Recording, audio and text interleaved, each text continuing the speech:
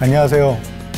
오늘 강의를 하게 된 트러스트원 자산운용 연금포럼의 지철원 연구위원이라고 합니다. 오늘 제가 말씀드릴 내용은요, 부자가 왜 되기 어려운가 하는 내용입니다. 그런데 실제로 제가 제목은 이렇게 잡았지만 부자가 되기는 사실 별로 어렵지 않습니다. 그래서 왜 부자가 되기가 어렵지 않은지 그 내용을 제가 반합법적으로 저렇게 제목을 좀 잡아봤습니다. 먼저 우리가 다 부자가 되려고 하는 건 아닌 것 같습니다. 그래서 제가 오늘 강의를 시작하면서 내가 목표로 하는 삶이 어떤 것인가, 사람마다 다 다릅니다. 저 같은 사람은요, 돈을 많이 모으려고 이렇게 무지 애를 쓰거든요. 그런데 꼭 돈만을 위해 가지고 살지는 않습니다. 어떤 분들은요, 목표가 무엇입니까? 이렇게 여쭤보면은 나는 가족하고 이렇게 행복하게 사는 것이 좋다, 이렇게 말씀하시는 분들이 의외로 많습니다. 그리고요, 심지어는 자기의 행복뿐만이 아니고, 그리고 자기 가족의 행복뿐만이 아니고 남을 위해서 사시는 분들도 있어요. 돈을 모으는 이런 아주 그냥 실질적이고 실용적인 인생을 사시는 분들이 있는가 하면 또 남을 위해서 봉사하고 사회에 기여하고 이런 것을 또 목적으로 하시는 그런 분들이 있거든요. 그래서 오늘 제가 어떤 사람이 부자가 되느냐, 어떻게 하면 부자가 될 수 있느냐, 이런 걸 얘기하기에 앞서서 사실 돈 많은 인생을 목표로 하시는 분도 있고 행복한 인생을 목표로 하시는 분도 있고 또는 남을 위해 사시는 분들도 있기 때문에 이것을 제가 돈을 많이 모으겠다 이런 분들을 위해서 강의를 하지만 사실 두 번째, 세 번째 분들도 있다는 것, 그래서 그런 걸 감안하시고 들어주시면 좋겠습니다. 저도 부자가 되고 싶습니다만 그런데 어떤 경우에는요, 다른 더 고귀한 가치들이 있기 때문에 그런 걸 포기할 때도 있거든요. 그래서 제가 너무 돈벌레구나 이렇게 생각하지 않으셨으면 좋겠습니다. 자, 우리가 먼저 부자가 되려고 생각하시는 분들이라고 하면요, 어느 정도 액수의 돈이 있으면 부자일까, 이걸 좀 생각해 볼 필요가 있을 것 같습니다. KB금융지주라고 하는 회사에서 한국 부자가 누구인가 이런 걸 매년 조사하거든요. 그런데 거기 제가 그 보고서를 읽어보니까요, 재산 100억이 넘는 사람 중에서 한 76% 정도 되는 사람이 스스로 자기가 부자라고 생각하고 있다고 그렇게 보고를 하고 있습니다. 그러니까 76%라고 하는 얘기는 물론 3분의 2 이상이 또는 4분의 3 이상이 재산이 100억이 넘으면 부자라고 느끼고 있다는 거지만, 반면 24%의 사람들은요, 100억 넘는 돈을 가지고 있으면서도 자기가 부자라고 생각하지 않는다는 겁니다. 그래서 우리가 부자가 되고 싶은데 그럼 부자가 어떤 사람들인가 이런 걸 생각할 때 이걸 참고해 보시면 좋을 것 같아요.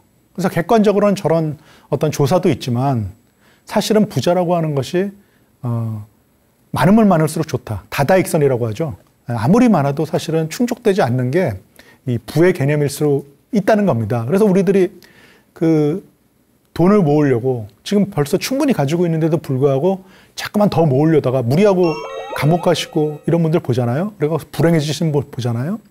그래서 부자는 사실은 상대적인 개념일지도 모릅니다. 그리고 이게 더 가까울 것 같은 생각이 들어요. 저도 어른들한테 그런 얘기를 많이 들었습니다. 먹고 살고 쓸 돈, 필요할 때 쓸 돈 있으면은 부자다. 그런 얘기를 들었거든요. 그래서 부자는 상대적인 개념이 아닌가. 그래서 어떤 액수라기보다는 물론 액수를 정해야지, 목표를 가져야지 거기에 이제 계획을 세우고 다가갈 수 있겠지만 부자는 상대적인 개념이 아닐까, 저는 그런 생각이 듭니다. 부자 되기가 어려운 이유라는 제목을 제가 붙였는데 또 부자 되기는 사실 쉽다, 이렇게 상반된 얘기를 제가 여기서 하게 되네요. 돈이요, 요즘 얘기 들어보면 어떤 경우에 돈은 막 찍어내면 되는 것이 아닌가. 지금 실제로 지금 전 세계적으로 많은 돈이 풀려 있거든요. 그러다 보니까 또 요즘 인플레이션 걱정하게 되잖아요. 그 이유는 각국 중앙은행들이 돈을 많이 풀었기 때문입니다. 그러면 인플레이션, 물가가 오르는 이런 현상이 일어날 수밖에 없거든요. 근데 부와 관련된, 돈과 관련된 그 상식들은요, 굉장히 우리가 다 알고 있는 것들입니다. 어떤 사람들은 굉장히 그걸 어렵게 풀어서 얘기하고 어려운 용어를 써서 얘기하기 때문에 우리가 어떤 금융상품을 접한다든지 또는 돈을 모을 때 또는 경제 환경을 분석할 때 이때 굉장히 저거는 많이 배운 사람들 그리고 전문가들만 할 수 있겠구나 이렇게 착각을 하실 수 있는데 실제로는 돈과 관련된 상식들은요 우리가 알게 모르게 다 가지고 있어요. 그래서 제가 그런 걸 짚어드리려고 하는 건데요. 적게 쓰고 많이 모으면 부자 되는 거 아닌가요? 아주 간단한 문제입니다. 그러면 얼마나 적게 쓰고 얼마나 모으고 그다음에 얼마의 수익률이 나면은 얼마를 모을 수 있는가 우리가 이런 걸 계산을 해봐야 되는데요. 돈을 모을 때 그리고 뭐 요즘은 뭐 재테크라고 표현하기도 하고 자산 관리라고도 표현하는데요. 이런 것들을 할 때 너무 어렵게 생각할 필요는 없으되 그리고 너무 어려운 걸 할 필요도 없습니다. 근데 다만 이런 그 목표를 세우고 그것을 계획을 세울 때 계산을 좀 해보셨으면 하는 생각을 많이 합니다. 뭐 예를 들어가지고 연금 같은 경우에 평생 내거든요. 뭐 30년 낼지도 몰라요. 근데 30년 동안 매달 이렇게 내는 돈이 있죠. 보험료를 내는데 그 보험료가 낼 때는 굉장히 큰 것 같거든요. 근데 나중에 받을 때는 굉장히 하찮은 것 같습니다. 뭐 대표적인 예를 보면요. 국민연금이 있죠. 우리나라 국민들이 88년 이후에 전 국민이 다 의무적으로 가입하는 국가연금이 국민연금입니다. 근데 국민연금 낼 때는 뭐 예를 들어서 한 달에 뭐 20만 원도 내고 40만 원도 내고 그러는데요. 낼 때는 굉장히 큰 돈 같이 느껴지거든요. 이게 일종의 착각이죠. 그런데 나중에 받을 때는 한 달에 100만 원도 안 되네? 그렇게 얘기하시는 분들이 많습니다. 그런데 실제로요. 내가 낸 액수와 수익률과 기간을 계산해 보면요. 정확하게 그 정도가 나오고요. 사실 국민연금은요. 내가 낸 것보다 훨씬 많이 주는 연금이라고 생각하시면 됩니다. 그래서 오죽하면은 지금 국민연금이 걷어들이는 것보다 지급하는 게 훨씬 많다 보니까 개혁 얘기가 자꾸만 나오잖아요. 벌써 여러 번 개혁했죠. 저도 가입할 때는요. 제가 사회생활 시작하고 처음 국민연금 가입할 때는요. 60세에 준다고 했거든요. 그런데 지금 와서 보니까요. 65세에 준다고 5년이나 후진이 돼 있더라고요. 얼마나 억울합니까? 예를 들어서 제가 한 달에 100만 원만 받는다고 하더라도 1년이면 1200만 원이거든요. 근데 그게 5년이나 후진했으니까 저는 6천만 원을 손해본 게 된 겁니다. 아무튼 우리가 낼 때는 굉장히 많이 낸 것 같지만 받을 때는 작게 느껴지는 이런 착시 현상을 겪게 되어 있거든요. 근데 그 착시 현상이 왜 일어나냐면요. 계산한 사람들은 그게 정당하다는 건 알지만 계산하지 않은 사람들은요. 자꾸만 자기 머릿속으로 잘못된 생각을 하게 되기 때문에 그런 착시 현상이 일어나는 것 같아요. 자, 제가 아주 간단한 표 하나를 준비했는데요. 한번 보시고 시청자분들마다 다 이게 느끼시는 게 다를 것 같습니다. 자, 제가 수익률 5%를 잡았습니다. 1년에 수익률 5% 난다는 얘기인데요. 한때 뭐 한 3, 4년 전까지만 해도 1년 예금 이자율이요. 1%대였어요. 한 1.5% 정도밖에 안 됐거든요. 그런데 지금 전 세계적으로 양적 완화다, 뭐 돈을 찍어낸다 해가지고 인플레이션, 돈의 가치가 떨어지고요. 돈의 가치가 떨어지다 보니까 이자율을 올려가지고 이 풀린 돈을 회수할 수밖에 없게 됐거든요. 그래서 지금 은행 이자율, 1년 예금 이자율이요. 5%가 됐더라고요. 1년 예금 이자율 5%를 제가 수익률을 잡아서 한번 계산해 봤더니요. 이렇게 되더라고요. 30년간 우리가 부유한 부모를 만나서 굉장히 큰 돈을 가지고 시작한다고 하면 이럴 필요가 없지만 대부분의 사람들은요. 젊을 때는 돈이 없고 그래서 한 달에 얼마씩 이렇게 꾸준히 모으는 이 적금 방식으로 자산을 쌓게 되어 있거든요. 그래서 제가 그 계산을 해본 겁니다. 수익률, 1년 수익률이 5%인데 현재 은행 이자, 예금 이자율이죠. 얼마나 갈지는 제가 모르겠습니다. 그런데 30년간 한 달에 얼마씩 모으면 30년간이니까 달수로 치면요 360개월이 됩니다. 그렇죠? 1년이 12개월이니까 30년이면 360개월이 되는데 한 달에 얼마씩 모으면 예를 들어서 10억이 되느냐, 50억이 되느냐, 100억이 되느냐. 그걸 제가 한번 계산해 봤습니다. 한 달에 5% 수익률 5%일 때 한 달에 119만 원씩 꾸준히 360개월 동안 넣으면요. 딱 30년 후에 10억이라는 돈이 모이더라고요. 어떻습니까? 10억이 큰 돈입니까? 한 달에 119만 원씩 30년 동안 매달 넣는 것이 더 큰 돈입니까? 자, 50억. 나는 10억 가지고는 부자라고 생각하지 않는다. 왜냐하면 부자는 상대적인 개념이라고 제가 말씀드렸잖아요. 50억을 모으려고 하면요. 한 달에 598만 원, 거의 600만 원을요. 30년 동안 넣어야 돼요. 네, 그러면은 30년 후에 50억이 됩니다. 나는 50억도 부족하다. 난 100억 정도 있어야겠다. 아까 100억 정도 그 이상을 가진 분들 중에 76%밖에 자기가 부자라고 생각하지 않는다고 얘기했잖아요. 그러니까 충분히 100억이라고 생각하실 수도 있습니다. 한 달에 119만 원, 1190만 원, 그러니까 1200만 원 돈을 30년 동안 꾸준히 넣어야지 수익률 연 5%일 때 100억의 돈이 쌓입니다.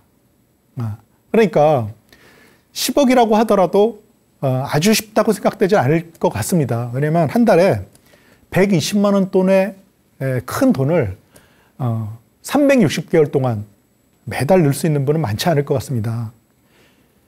지금 국민연금이 내년에 큰 개혁이 있을 것 같습니다. 지금까지도 많은 개혁을 했고 뭐 제가 아까 말씀드린 것처럼 저는 60세에 받을 줄 알았는데 제가 내년에 52세가 되거든요. 그러니까 8년 후에 내년부터 8년 기다리면 받을 줄 알았는데 그게 무려 5년이나 후진해서 13년 후로 늦춰진 거예요.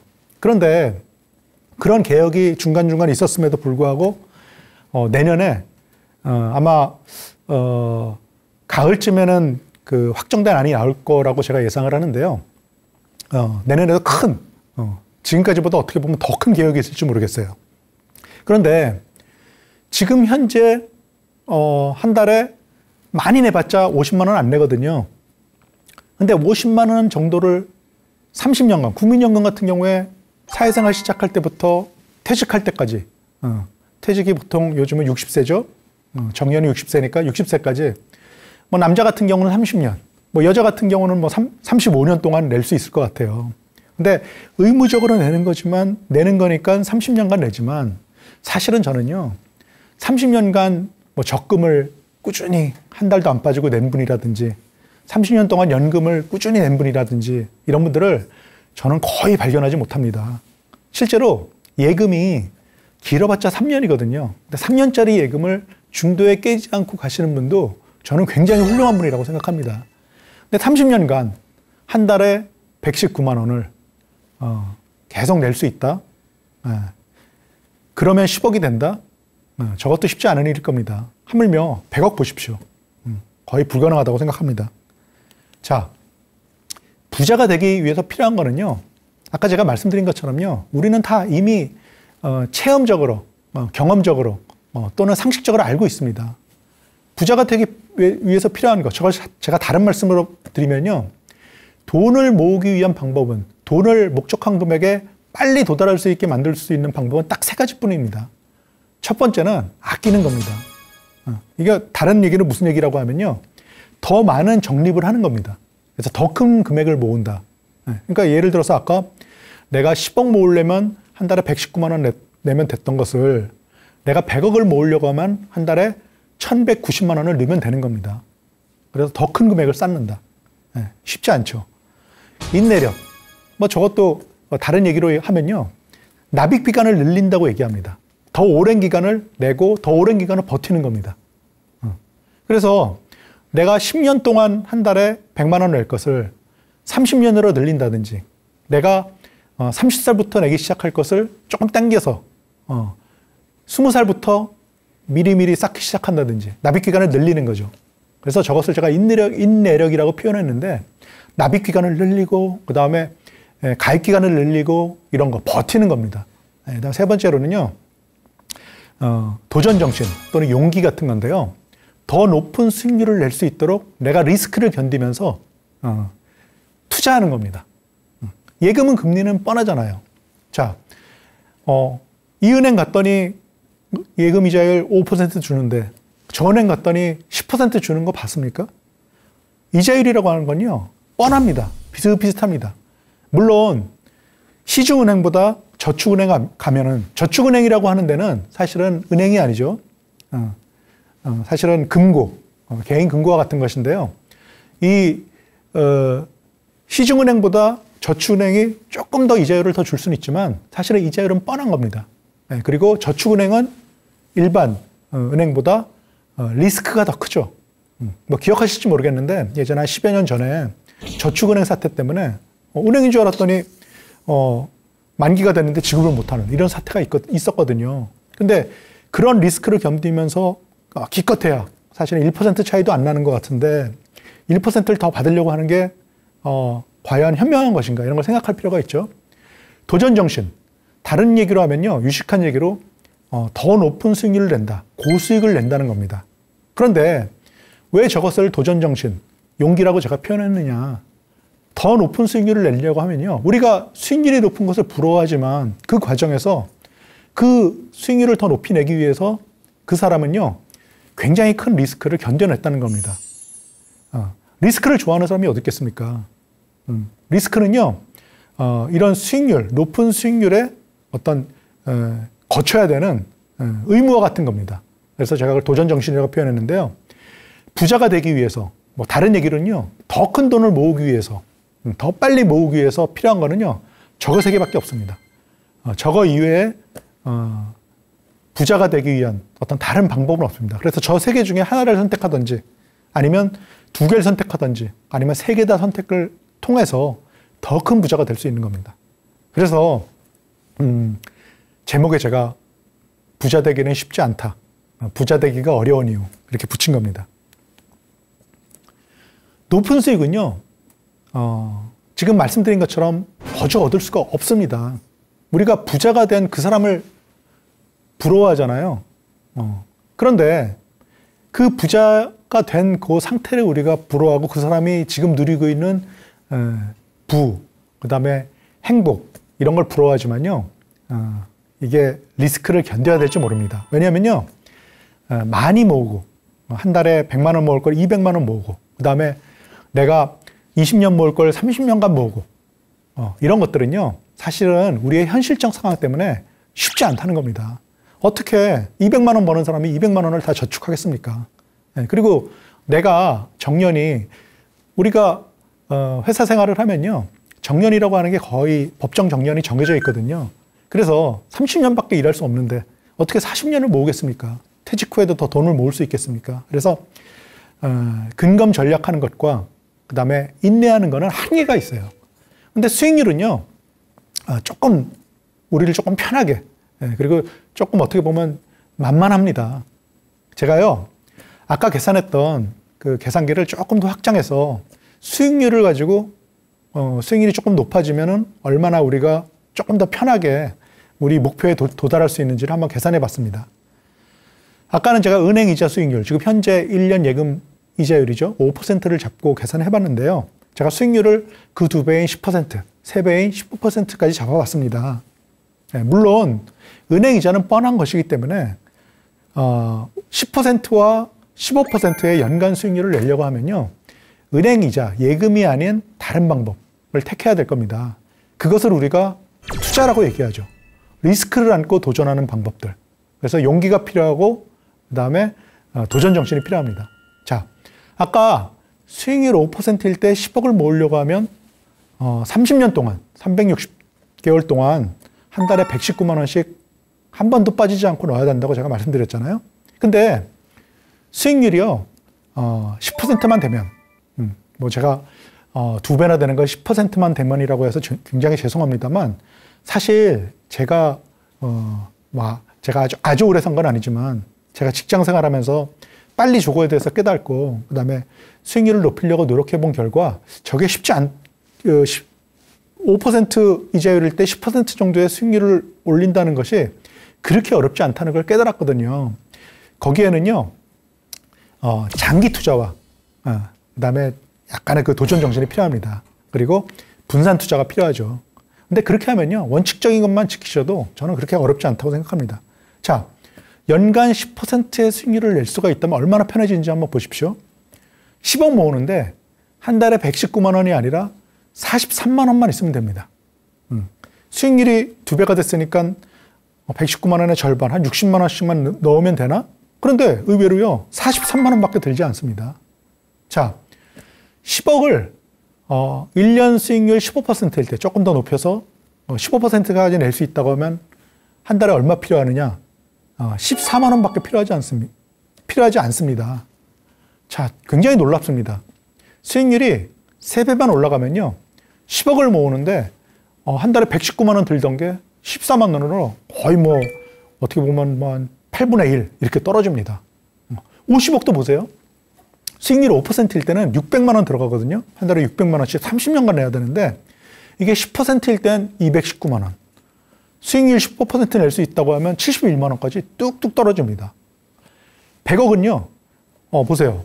5%일 때는 한 달에 1190만 원. 뭐 한 달에 1190만 원씩 30년간이라 이거 뭐 보통 사람이라고 하면 누구도 할 수 없습니다.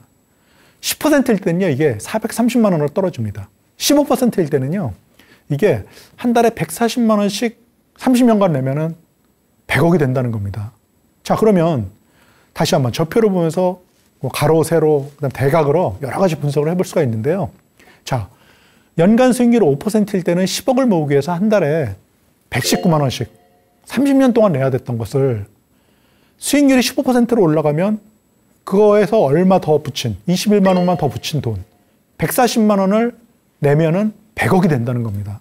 이런 놀라운 기적과 같은 현상을 수익률이 높아지면은 이룰 수 있다는 겁니다. 그런데 물론 수익률은 무조건 높일 수 있는 것도 아니고요. 그 다음에 어떤 때는 내 맘대로 되지 않은 경우가 있습니다.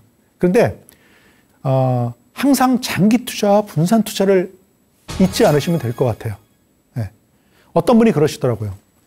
예를 들어서 삼성전자가 굉장히 좋은 회사죠. 또는 현대자동차가 굉장히 우량한 회사죠. 네, 맞습니다. 근데 저는요, 그분이 내가 현대자동차 주식을 30년 동안 계속 사겠습니다 이렇게 말한다고 하면요, 좋습니다. 장기 투자의 자산은 좋지만 분산 투자를 하시면 더 좋을 것 같습니다. 아무리 좋은 현재 우량 기업이라고 하더라도 그 기업이 어떻게 될지는 알 수가 없는 겁니다. 아무리 우수한 사람도 나중에 성공하지 못할 수 있거든요. 기업도 마찬가지입니다. 그래서 장기 투자의 자세는 굉장히 훌륭하지만 거기에 덧붙여서 그 회사에만 투자하지 말고 10개 회사에 나눠서 투자하십시오. 더 좋은 것은 조금 더 늘려서 한 4, 50개 되는 회사에 늘려서 투자하십시오. 분산 투자입니다. 이렇게 하시면 더 좋을 것 같습니다. 이렇게 말씀드리거든요. 그래서 수익률은 우리가 무조건 높일 수는 없지만 우리 마음대로 되지는 않지만 장기 투자와 분산 투자 이 원칙을 잘 지키신다고 하면요.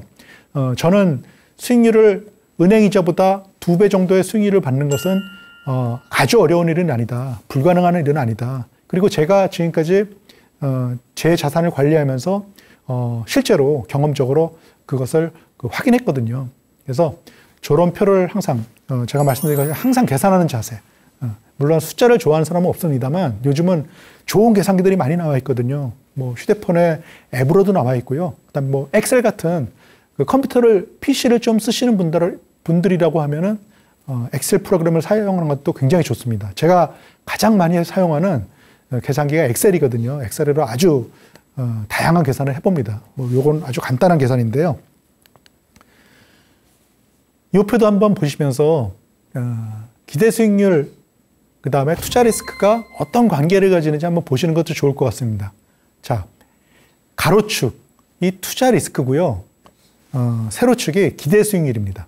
우리가 부자가 된 사람들, 수익률을 많이 낸 사람들을 굉장히 부러워하잖아요. 한때 우리나라 사람들이요, 저 수익률에 대한 개념이 없었기 때문에 수익률이 높이 나온 걸 보면서 저 사람은 불로소득을 그랬구나 이렇게 얘기할 때가 있었어요. 네, 근데 높은 수익률을 내는 사람들은요, 사실 밤에 잠을 못 잘 수도 있고요.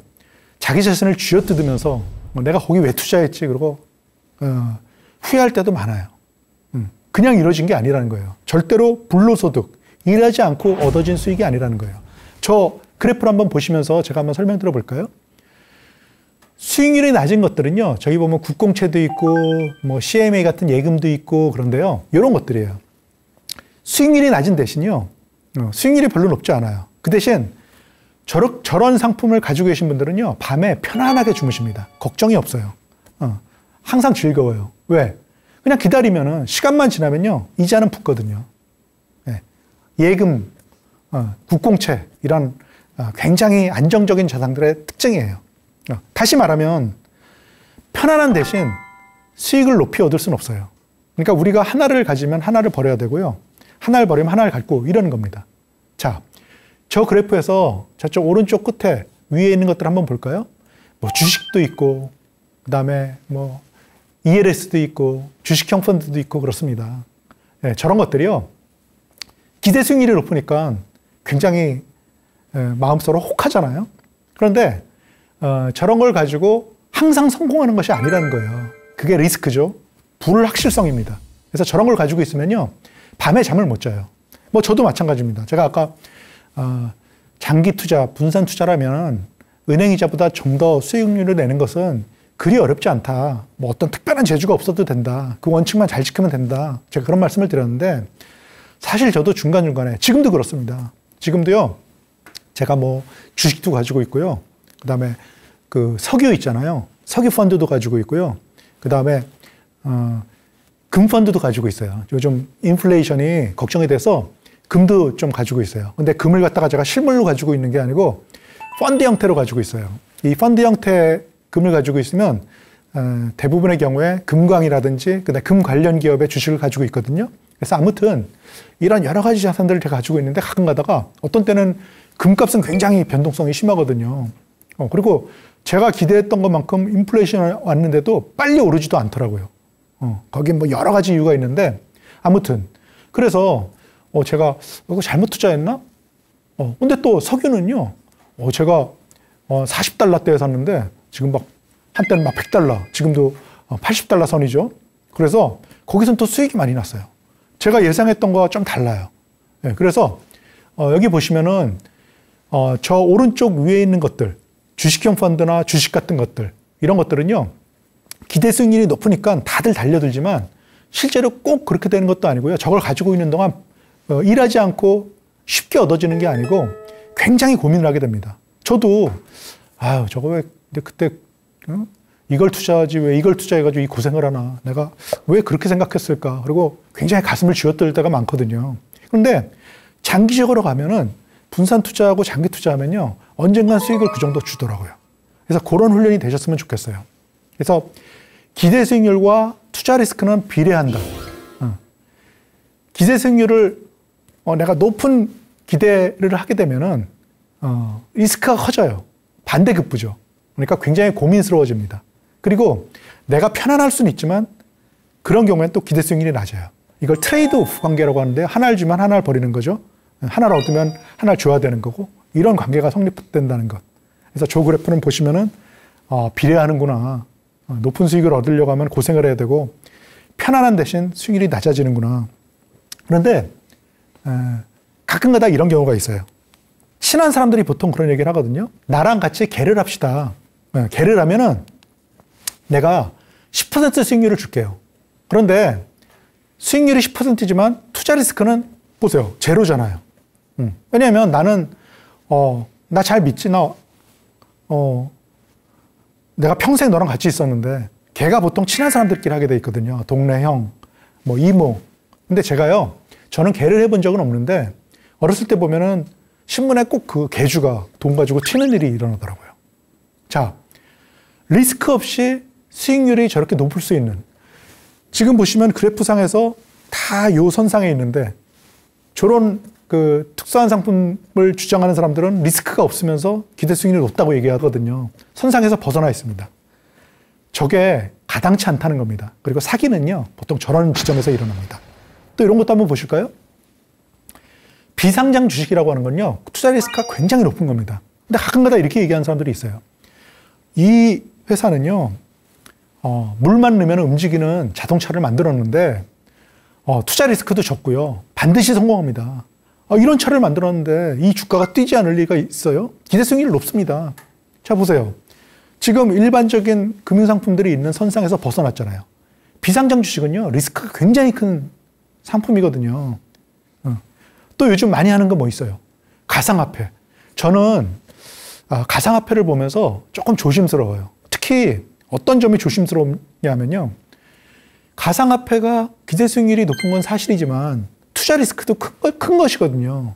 근데 어떤 분들이 이렇게 얘기해요. 기대 수익률은 높지만 투자 리스크가 별로 없다. 선상에서 지금 벗어나 있잖아요. 자, 저런 경우에는요, 보통 친한 사람들이 꼬시는 경우가 많거든요. 조심하셔야 돼요. 사기꾼은요, 모르는 사람을 쓸 수 있지만 대부분의 경우에는 안면이 있는 사람들일 경우가 많거든요. 그래서 저 선상에서 벗어나 있는 기대 수익률은 높지만 투자 리스크가 없는 이런 상품에 대해서 얘기한 사람이 있으면은 저는 피하는 게 좋다고 생각을 합니다. 제가 자꾸만 돈을 모을 때 상식만 있어도 충분히 가능하다 이런 얘기를 했거든요. 다만 우리가 그거에 대해서 조금 생각을 조금 다듬어 놓으시면 좋을 것 같아요. 자, 왜 재테크라는데, 자산 관리라는데 상식이냐? 자, 제가 몇 가지 예시를 드리려고 준비해 온 게 있는데 한번 보세요. 이자율 높은 예금을 찾으러 돌아다니신다는 얘기 제가 많이 들었어요. 어떤 시골의 신협에서 잘못해가지고 실수로 적금 10%짜리를 이렇게 냈대요. 일단 전국의 사람들이 그 깡촌의 신협에 돈을 예금을, 적금을 가입해가지고 막 돈을 넣기 시작했다는 거예요. 그래서 신문에, 제가 보도 자료를 보니까요. 그 신협에서, 그러니까 우리가 실수로 잘못 너무 이자율이 높은 적금을 낸 거다. 미안하지만 이거 좀 해지해달라. 뭐 그런 경우도 있더라고요. 그러니까 예금이 이자율이 조금만 높아도, 적금 이자율이 조금만 높아도 이렇게 요즘은 인터넷이 발달하고, 그 다음에 모바일이 발달해가지고 이렇게 전국에서 다 모여든다는 거예요. 근데 우리가 한번 이렇게 생각해 봐요. 이자율이 높으면은 무조건 좋은 예금인가요? 당연한 얘기입니다. 왜냐면 예를 들어서 우리가 누구한테 돈을 빌릴 때, 신용카드사라고 봐도 좋고요. 은행이라도 봐도 좋고요. 아니면 친구라고 해도 좋습니다. 근데 내가 지금 급한 상황이면 이자를 많이 줘야 된다고 해야 될까요? 아니면은, 은행이자 정도만 주고 내가 돈을 빌릴 수 있을까요? 네, 똑같습니다. 예금을 유치할 때 높은 이자율을 주겠다고 하는 은행은요, 신용도가 낮거나 불안한 상태인 겁니다.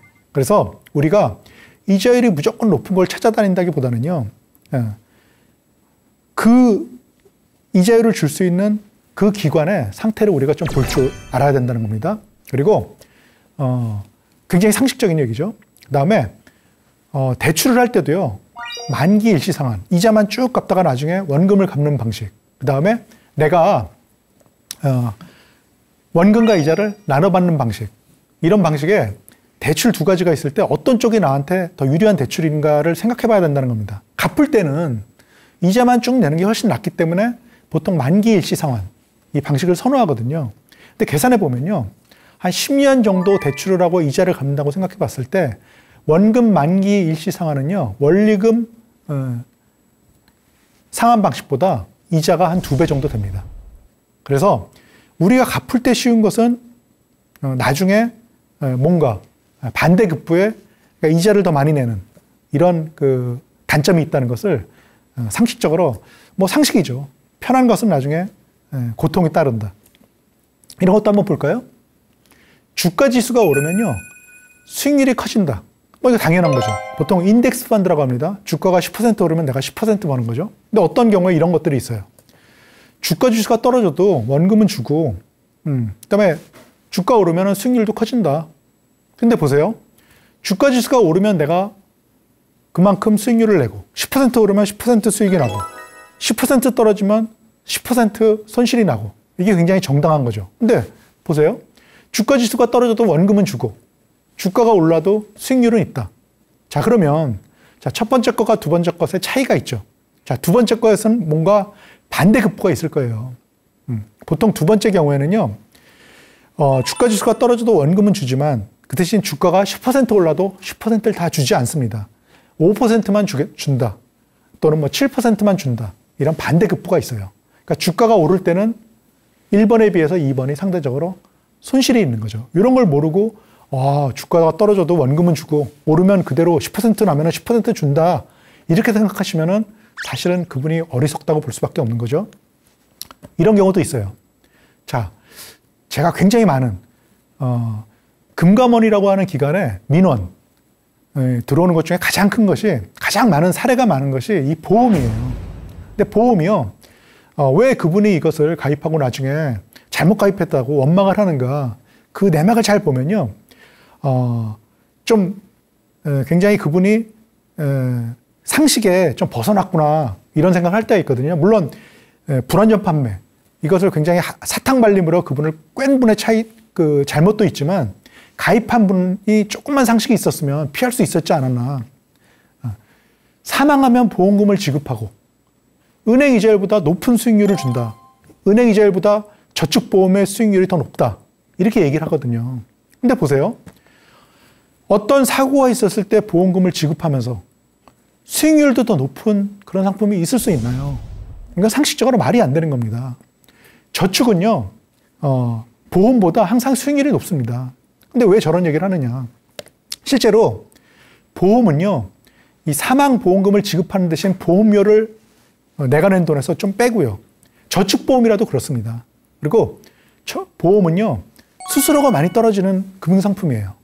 자, 그래서 돈을 모을 때는 저축성 보험이 예금을 능가하기는 어렵다는 것을 알아두시면 좋을 것 같습니다. 무조건 다 좋고 단점이 없는 상품은 없습니다. 반대로 얘기하면 사고가 있을 때 보험금을 지급받기 때문에 저런 게 필요하신 분도 있을 수 있어요. 하지만 은행 이자율보다 더 높은 이자를 줄 수 있다. 더 나중에 보면은 은행 이자보다 더 좋고 보험금도 있다. 이런 거에 대해서는 조금 의심을 해보고 좀 깊이 물어보면서 내가 원하는 상품인지를 확인해 볼 필요가 있다는 거죠. 사람은요, 젊었을 때는 자기 자신을 믿는 게 중요해요. 나이가 들면요, 점점 자기 자신의 능력이 축소가 되면서 내가 쌓아놓은 재산을 가지고 먹고 살 때가 옵니다. 그걸 갖다 우리가 유식하게 인적 자본, 물적 자본 이렇게 얘기하는데요. 자, 제가 그래프를 하나 준비했는데 한번 보세요. 젊었을 때는 월급이 작지 않나요? 보세요. 사회생활 시작하고 어느 정도 내가 전성기를 맞고 그 다음에 60이 되면 정년으로 퇴직을 하게 됩니다. 제가 이것을 설명하면서 사람은 누구나 직원으로 살다가 사장으로 인생을 마친다. 뭐 이렇게 제가 얘기를 하는데요. 사회생활 시작할 때 내가 아주 많이 물려받은 집의 자식이 금수저가 아니면 처음 시작할 때는 그냥 작은 돈을 모아서 내 재산을 이렇게 축적해 가는 겁니다. 그래서 제가 자산이라고 해서 그래프를 이렇게 그렸는데요. 자산은요, 나이가 들면 점점 쌓여가기 마련입니다. 나이가 들면은 자산이, 정년쯤에 되면은 자산이 제일 커지고요. 그 다음에 정년 이후에는 벌이가 이렇게 시원치 않잖아요. 그러면 저 쌓아놓은 자산을 가지고 먹고 사는 겁니다. 그러면 젊었을 때 왜 저렇게 할 수 있는 원동력이 생기느냐. 소득이 있잖아요. 자, 처음에 사회생활 시작하면요, 소득이 가장 많습니다. 그게 점점 줄어서요, 정년쯤 되면요, 거의 없어집니다. 이 말을 하면은 잘 이해를 못 하시는데, 왜냐하면 우리나라는 연공서열 체계가 있기 때문에, 그리고 경력이 쌓이면 점점 월급이 늘어나는 구조이기 때문에 저 그래프가 이해 안 가실 수 있지만 저것을 누적 소득으로 얘기하면은 아마 이해가 가실 거예요. 젊었을 때는 월급이 적지만요, 그리고 나이 들려서 퇴직할 때쯤 되면 월급이 많겠지만 실제로 누적 월급은요, 젊었을 때 많은 겁니다. 젊어서는요, 앞으로 계속 그 월급이 늘어날 것이고요. 그 다음에 앞으로 받을 기간도 많기 때문에 월급이 제일 많은 겁니다. 소득이 제일 많은 겁니다. 근데 정년쯤 되면요, 한 달에 받는 월급은 클지 모르지만 앞으로 받을 날짜가 얼마 안 남았어요. 그래서 소득은 점점 정년에 가까울수록 줄어드는 겁니다. 자, 그러면 저 그래프가 두 개가 보면 X를 그리면서 굉장히 상반되게 움직이는데, 저게 사실은 우리가 자산과 소득이 상반되게 움직이면서 우리가 직원으로 살다가 사장으로 마치게 되는 원리가 되는 겁니다. 자, 보세요. 우리가 젊었을 때는 소득이 훨씬 크잖아요. 자산은 없잖아요. 그렇죠? 대부분의 경우에 그렇죠. 그래서 처음에는 월급으로 살게 되는 겁니다. 제가 아까 말씀드린 것처럼 인적 자본으로 살게 되는 겁니다. 저 때는요, 앞으로 월급을 얼마나 빨리 인상되게 만드느냐, 자기 자신에 투자하는 게 굉장히 중요하고요. 그다음에 자산은 별로 그렇게 큰 문제가 되지 않습니다. 저 때 가지고 있는 얼마 안 되는 자산으로 자꾸만 자기 인적 자산을 갉아먹는 경우를 보게 되는데요. 굉장히 그게 안타까운 생각이 들어요. 자, 그런데 나이가 들면 자산이 점점 커지죠. 월급은 점점 줄어듭니다. 정년에 가면 어떻습니까? 자산만 남고 월급은 이제 나오지 않습니다. 그렇게 되면 자산으로 먹고 살아야 돼요. 자, 직원으로 살다가, 소득으로 살다가, 월급으로 살다가, 그 다음에 돈에서 나오는 수익으로 먹고 살게 된 겁니다. 사장으로 마치게 된다는 거죠. 그래서 저 두 개를 합산을 해서 평균을 해보면요, 저 점선 정도가 될 거예요. 그래서 보세요. 저는 한 중반 정도 또는 중반에서 좀 더 진한 정도에 있는 것 같은데요. 저는 제가 가진 자산도 조금 되고, 그 다음에 소득도 아직 조금 남았어요. 실제로 월급도 지금 많이 올라 있고요. 그렇게 되면은 지금은요, 월급을 가지고 살지만 일정 부분은요, 자산에서 나오는 소득이 있어야지 제가 조금 더 제 동년배들에 비해서 조금 여유롭게 살 수 있고요. 그다음에 점점 시간이 지날수록 저는 자산이 커질 때고, 그다음에 자산에서 나오는 어떤 소득이 있어야지. 사장은 자기 돈으로 돈을 벌어서 거기서 자기 생활비를 마련하잖아요. 그래서 정년쯤 되면요, 저는 자산에서 나오는 소득이 좀 있어야 돼요.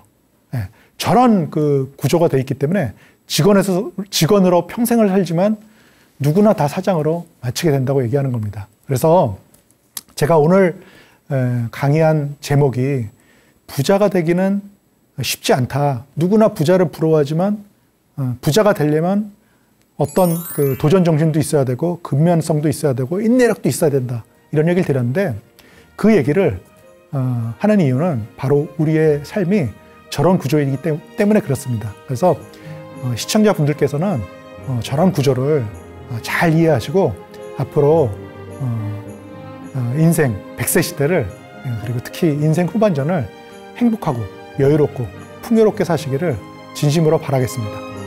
감사합니다.